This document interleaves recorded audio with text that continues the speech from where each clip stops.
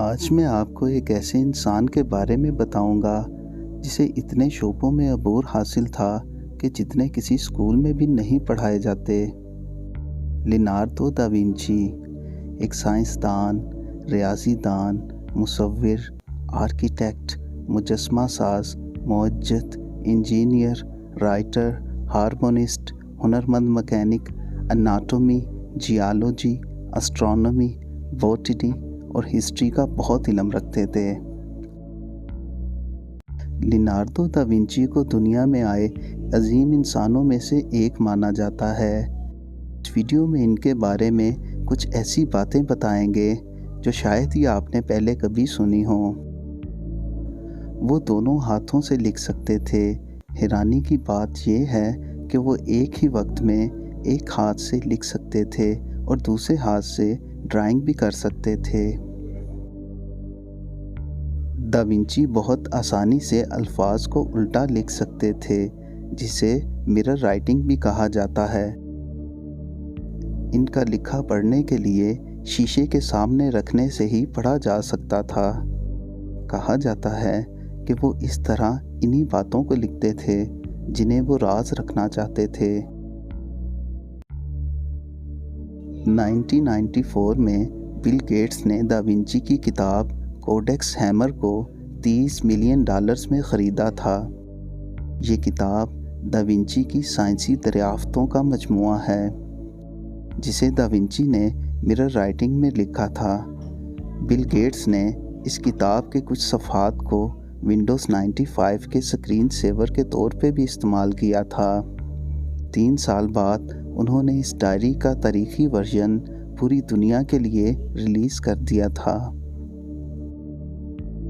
کہا جاتا ہے کہ دا وینچی انسانی اناٹومی جاننے کے لیے رات میں قبرستان جا کر قبر کھود کے مردے کو نکال لاتے تھے، پھر اس کو اسٹڈی کرتے تھے۔ کہا جاتا ہے کہ انہوں نے تقریباً 30 مردوں کو نکال لیا تھا۔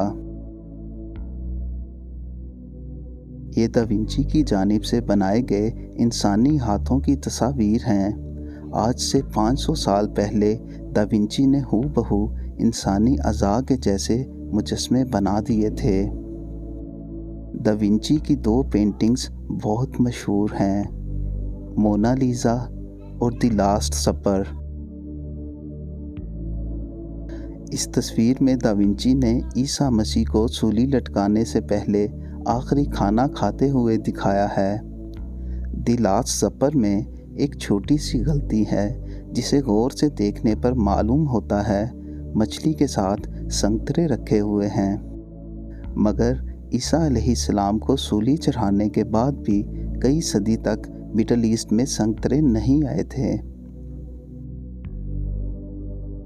یقین کرنا مشکل ہے، لیکن دا وینچی نے 16ویں صدی میں ہی مستقبل کو دیکھ لیا تھا۔ انہیں پیراشوٹ، ہیلی کاپٹر، ایروپلین اور ٹینک جیسی چیزوں کو اپنی مصوری میں ظاہر بھی کر دیا تھا۔ وہ اپنے کام میں زیادہ لگن نہیں دکھاتے تھے، یہی وجہ تھی کہ ان کی بہت ساری پینٹنگز مکمل ہی نہیں ہو سکیں۔ لیونارڈو دا وینچی اور مشہور فلاسفر نکولو۔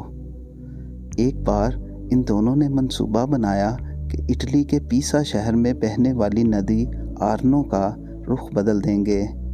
دونوں نے کافی کوششیں کی، لیکن وہ بالآخر ناکام رہے۔ آرنو ویلی نام کی یہ پینٹنگ دا وینچی کی سب سے پہلی پینٹنگ ہے، جسے انہوں نے 1473 میں بنایا تھا۔ دا وینچی کبھی اسکول نہیں گئے، انہیں صرف لکھنے اور پڑھنے کے علاوہ کسی بھی قسم کی تعلیم حاصل نہیں کی۔ ان کے والد نے انہیں بچپن میں ہی اٹلی کے ایک پینٹر آندریا کے پاس پینٹنگ سیکھنے بھیج دیا تھا۔ دا وینچی نے آج سے 500 سال پہلے پیدا ہوئے تھے، لیکن انہوں نے اس وقت بھی جانوروں پر ہونے والے مظالم کے خلاف آواز اٹھائی تھی۔ انہوں نے جانوروں بارے لکھا ہے، اگر انسان آزادی چاہتا ہے تو پرندوں اور جانوروں کو کیوں پنجروں میں قید رکھتا ہے؟ دا ونچی پنجرے میں بند پرندوں کو صرف اس لیے خرید لیتے تھے کہ انہیں آزاد کر سکیں۔ دا ونچی وہ پہلے سائنسدان تھے جنہوں نے بتایا تھا کہ آسمان کا رنگ نیلا کیوں ہوتا ہے، کیونکہ ہوا سورج سے آنے والی روشنی کو بکھیر دیتی ہے اور نیلا رنگ باقی رنگوں کی نسبت زیادہ پھیلتا ہے۔ کنٹیکٹ لینس کا خیال بھی سب سے پہلے دا ونچی کو ہی آیا تھا۔